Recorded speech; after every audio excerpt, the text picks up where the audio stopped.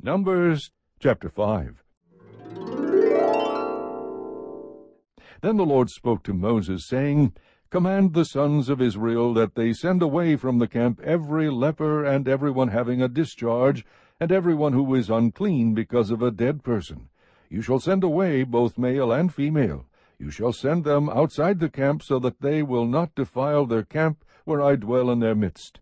The sons of Israel did so, and sent them outside the camp. Just as the Lord had spoken to Moses, thus the sons of Israel did. Then the Lord spoke to Moses, saying, Speak to the sons of Israel, when a man or woman commits any of the sins of mankind, acting unfaithfully against the Lord, and that person is guilty, then he shall confess his sins which he has committed, and he shall make restitution in full for his wrong, and add to it 1/5 of it, and give it to him whom he has wronged.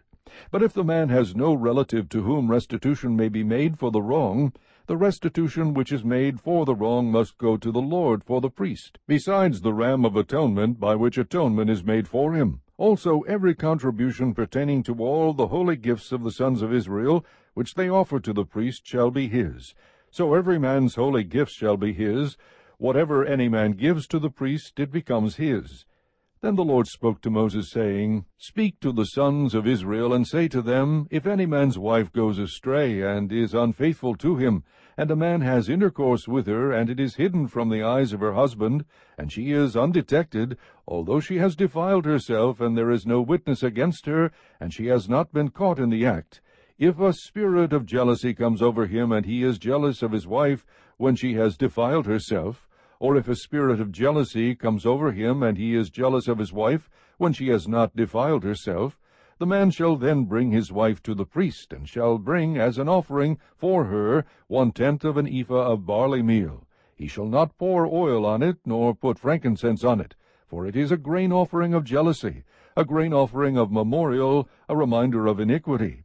Then the priest shall bring her near, and have her stand before the Lord, and the priest shall take holy water in an earthenware vessel.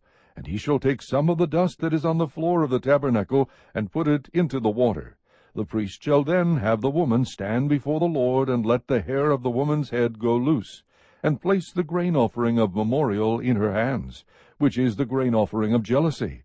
And in the hand of the priest is to be the water of bitterness that brings a curse. The priest shall have her take an oath, and shall say to the woman, If no man has lain with you, and if you have not gone astray into uncleanness, being under the authority of your husband, be immune to this water of bitterness that brings a curse. If you, however, have gone astray, being under the authority of your husband, and if you have defiled yourself, and a man other than your husband has had intercourse with you, then the priest shall have the woman swear with the oath of the curse, and the priest shall say to the woman, The Lord make you a curse and an oath among your people by the Lord's making your thigh waste away, and your abdomen swell. And this water that brings a curse shall go into your stomach, and make your abdomen swell, and your thigh waste away. And the woman shall say, Amen, Amen. The priest shall then write these curses on a scroll, and he shall wash them off into the water of bitterness.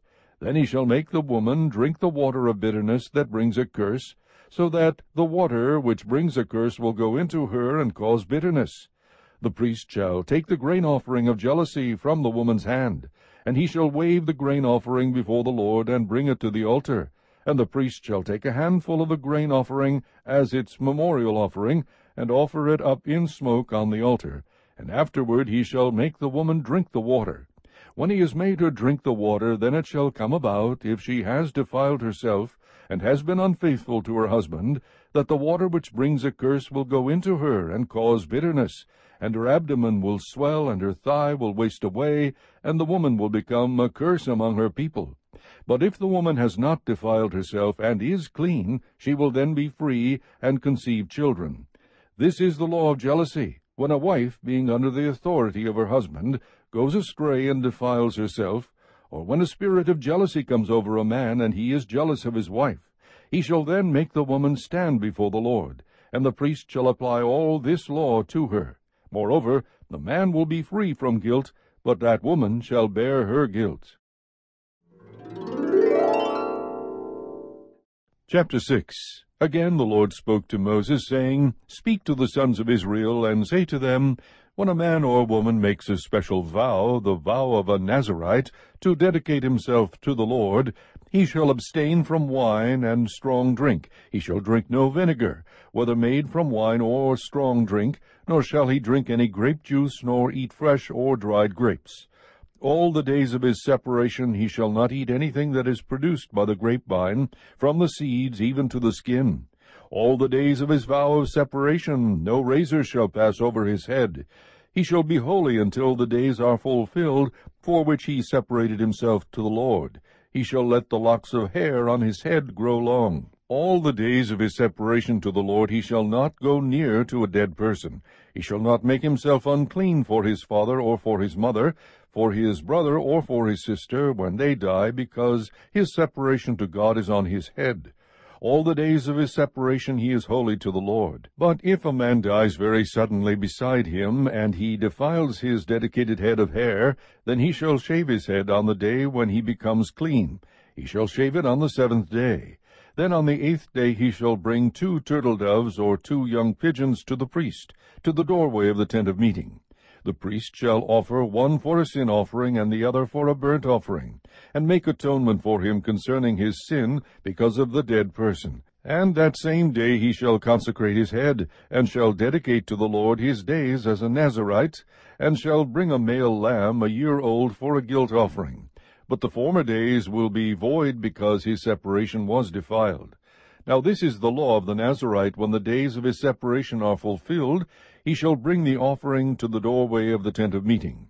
He shall present his offering to the Lord, 1 male lamb a year old without defect for a burnt offering, and 1 ewe lamb a year old without defect for a sin offering, and 1 ram without defect for a peace offering, and a basket of unleavened cakes of fine flour mixed with oil, and unleavened wafers spread with oil, along with their grain offering and their drink offering.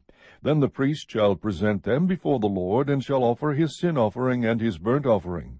He shall also offer the ram for a sacrifice of peace offerings to the Lord, together with a basket of unleavened cakes. The priest shall likewise offer its grain offering and its drink offering. The Nazirite shall then shave his dedicated head of hair at the doorway of the tent of meeting, and take the dedicated hair of his head, and put it on the fire, which is under the sacrifice of peace offerings. The priest shall take the ram's shoulder when it has been boiled, and 1 unleavened cake out of the basket, and 1 unleavened wafer, and shall put them on the hands of the Nazirite after he has shaved his dedicated hair. Then the priest shall wave them for a wave offering before the Lord. It is holy for the priest, together with a breast offering by waving, and the thigh offered by lifting up. And afterward the Nazirite may drink wine. This is the law of the Nazirite, who vows his offering to the Lord, according to his separation, in addition to what else he can afford. According to his vow which he takes, so he shall do according to the law of his separation. Then the Lord spoke to Moses, saying, Speak to Aaron and to his sons, saying, Thus you shall bless the sons of Israel. You shall say to them, The Lord bless you and keep you. The Lord make his face shine upon you, and be gracious to you. The Lord lift up his countenance on you, and give you peace. So they shall invoke my name on the sons of Israel, and I then will bless them.